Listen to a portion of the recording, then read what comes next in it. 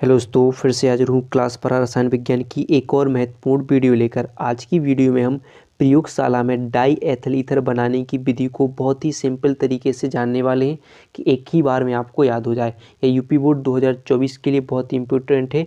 इस साल ये यूपी बोर्ड में पूछी जा सकती है, तो इसे अच्छे तरीके से आज हम तैयार करने वाले हैं। तो बस वीडियो को पूरा जरूर देखिएगा, पसंद आए तो लाइक और हमारे चैनल को सब्सक्राइब करना ना भूलिएगा। भाई को सपोर्ट जरूर कीजिएगा, ठीक है। चलिए देखते हैं प्रयोगशाला विधि क्या है। सबसे पहले वो समझ लेते हैं, फिर इसकी बनाने की विधि कैसे बनाई जाती है और इसके चित्र के बारे में जानते हैं। तो सबसे पहले प्रयोगशाला विधि के बारे में देखते हैं। तो प्रयोगशाला में die ethyl ether ethyl alcohol के अधिक और सांद्र H2SO4 को 140 डिग्री सेल्सियस पर गर्म करके बनाई जाती है।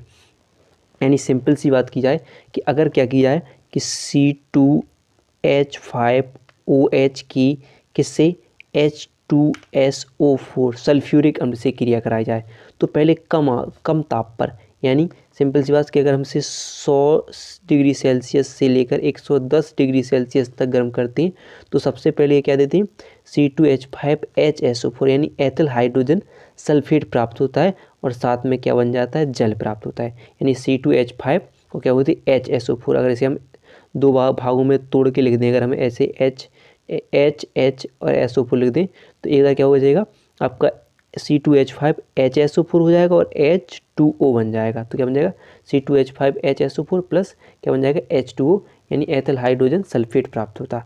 अब क्या होगा, सेकेंड रिएक्शन, दो रिएक्शन की बात हो जाती है इसमें।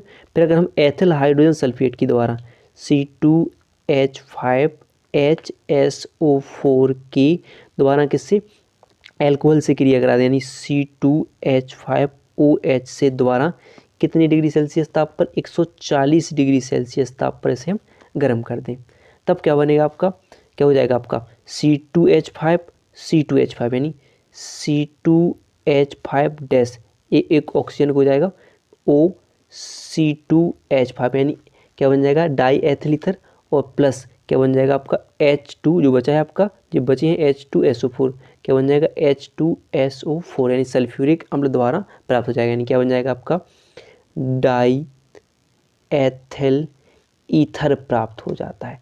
ये बन जाएगा आपका ईथर बन जाएगा। सिंपल सी एक्शन, पहले क्या किया हमें एथिल एल्कोहल की सल्फ्यूरिक अम्ल से क्रिया 100 डिग्री सेल्सियस से 110 डिग्री सेल्सियस ताप तक, तो क्या बना एथिल हाइड्रोजन सल्फेट प्राप्त हुआ। फिर दोबारा हमने एथिल हाइड्रोजन सल्फेट को सल्फ्यूरिक एथिल एल्कोहल के साथ गर्म किया कितनी डिग्री सेल्सियस ताप पर 140 डिग्री सेल्सियस ताप पर, तब हमें क्या प्राप्त हुआ डाई एथिल ईथर प्राप्त हुआ, साथ में क्या बन गया सल्फ्यूरिक अम्ल प्राप्त हुआ। ठीक है, क्या हुआ कि C2H5 और एक क्या ले लिया हमने O ले लिया और जो बचा एक यहाँ पर H बचा और यहाँ पर HSO4 बचा, तो यहाँ पर क्या बन गया H2SO4 प्राप्त हो गए। ये हो जाती है इसकी प्रयोगशाला विधि। फिर इसके चित्र के माध्यम से इसकी भाषा भी हम जान लेते हैं। सबसे पहले आप देखोगे इसके चित्र, चलिए तो ये हो जाएगा इसका डाई एथिल ईथर बनाने का जो चित्र होता है, इस विधि हो जाती है। ठीक है, इसी के आधार पर हम विधि को समझने वाले हैं। तो सबसे पहले बात की थी, देखिए एक हो जाएगा गोलपेंदी का फ्लक्स, क्या लिखिए इसमें इसी विधि में एक गोलपेंदी का फ्लक्स लेती है, क्या हो जाएगा गोलपेंदी का फ्लक्स है।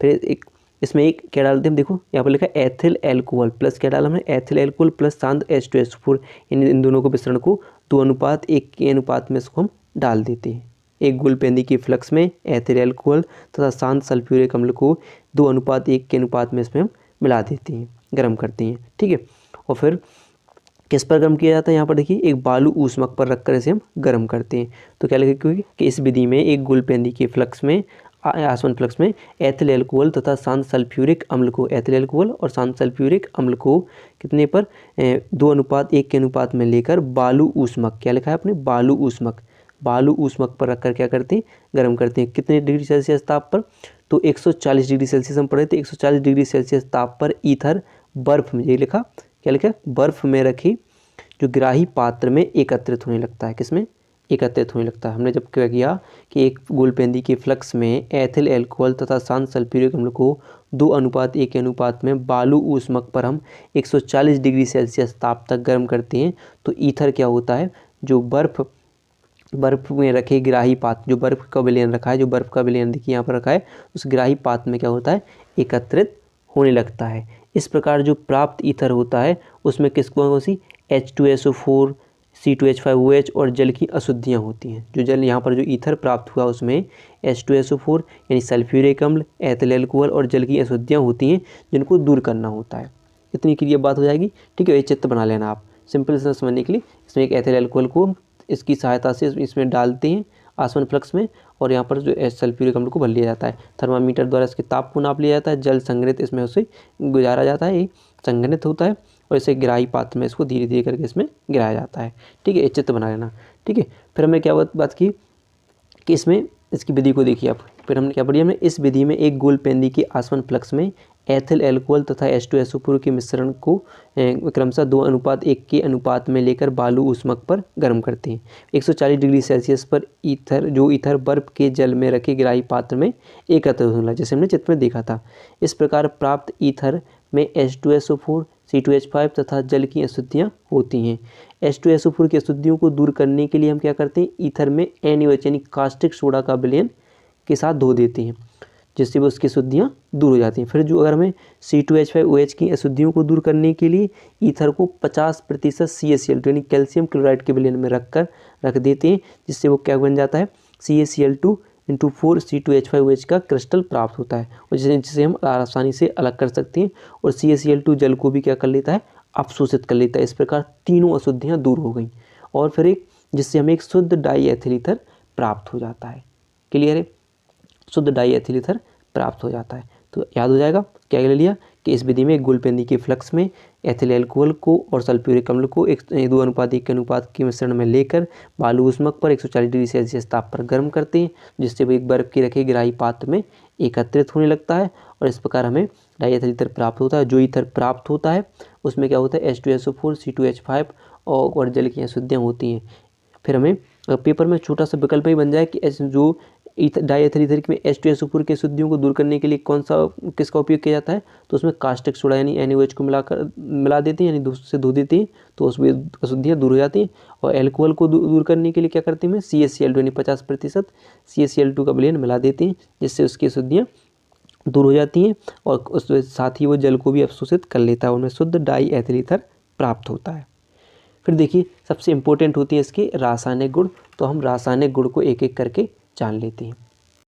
तो पहला रासायनिक गुण है फास्फोरस पेंटाक्लोराइड के साथ अभिक्रिया, यानी किसकी, डाई एथिल ईथर की फास्फोरस पेंटाक्लोराइड के साथ अभिक्रिया। तो अगर die ethyl ether phosphorus pentachloride के साथ अभिक्रिया करता है तो करने पर जो एथिल क्लोराइड देता है, यानी सिंपल सी रिएक्शन की बात की जाएगा ना वैसे, तो C2H5 क्या हो जाएगा, OC2H5, ये क्या हो जाएगा आपका डाई एथिल हो जाएगा। किससे क्रिया करना है, फास्फोरस पेंटाक्लोराइड यानी PCl5, फास्फोरस पेंटाक्लोराइड से क्रिया करें।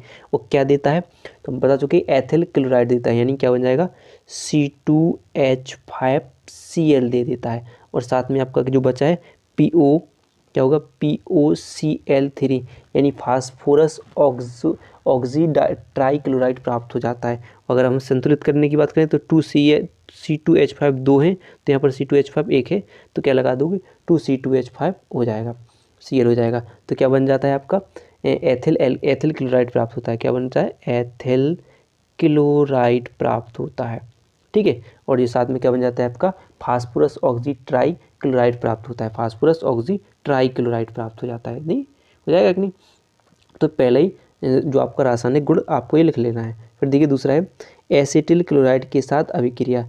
तो डाई एथिल ईथर अगर ZnCl2 या अथवा AlCl3 की उपस्थिति में एसिटिल क्लोराइड के साथ गर्म करने पर एथिल एसीटेट प्राप्त होता है। यानी देखेंगे कि अगर हम इसकी C2H5O C2H5 यानी एथिल ईथर की किससे एसिटिल क्लोराइड यानी CH3COCl के साथ क्रिया कराएं, किसकी उपस्थिति में, ZnCl2 की उपस्थिति में, निर्जल ZnCl2 की उपस्थिति में क्रिया कराई जाए तो क्या प्राप्त होता है, एथिल एसीटेट प्राप्त होता है, यानी CH3COO प्राप्त होता है, और साथ में क्या प्राप्त हो जाएगा, प्लस आपका जो एथिल क्लोराइड प्राप्त होता है, यानी C2H5Cl प्राप्त हो जाता है, एथिल क्लोराइड प्राप्त होता है। सिंपल सी बात। तो क्या करूँगा कि अगर हम एसिटिल क्लोराइड के साथ डाई एथिल ईथर की क्रिया कराते हैं तो मेन उत्पाद क्या होता है आपका एसिटिल, यानी क्या बनता है एथिल एसीटेट प्राप्त होता है और साथ में क्या बनता है एथिल क्लोराइड प्राप्त होता है, यानी C2H5Cl प्राप्त होता है, एथिल क्लोराइड प्राप्त होता है। अगली देखिए नेक्स्ट है जल अपघटन। तो अगर क्या करें जल अपघटन, यानी अगर ईथर का जल अपघटन करने पर तनु H2SO4 की उपस्थिति में कराने पर तो एल्कोहल प्राप्त होता है। अगर हम क्या करें कि मान लीजिए ROR डैश यानी क्या हुआ है एथिल, अगर आप चाहो तो C2H5-O C2H5 किसकी उपस्थिति में जल अपघटन, यानी H2O किसकी उपस्थिति में H2SO4 की उपस्थिति में कराने पर क्या प्राप्त होता है क्या होता है कि C2H5OH एथिल एल्कोहल प्राप्त होता है। C2H5 दो हैं तो हम संतुलित करने के लिए क्या करते हैं 2C2H5OH लिखते हैं, एथिल एल्कोहल प्राप्त हो जाता है। ये हो जाएंगे आपकी रासायनिक गुण हो जाएंगे। क्लियर है। तो अगर वीडियो पसंद आई हो तो वीडियो को लाइक और चैनल को सब्सक्राइब करना ना भूलिएगा।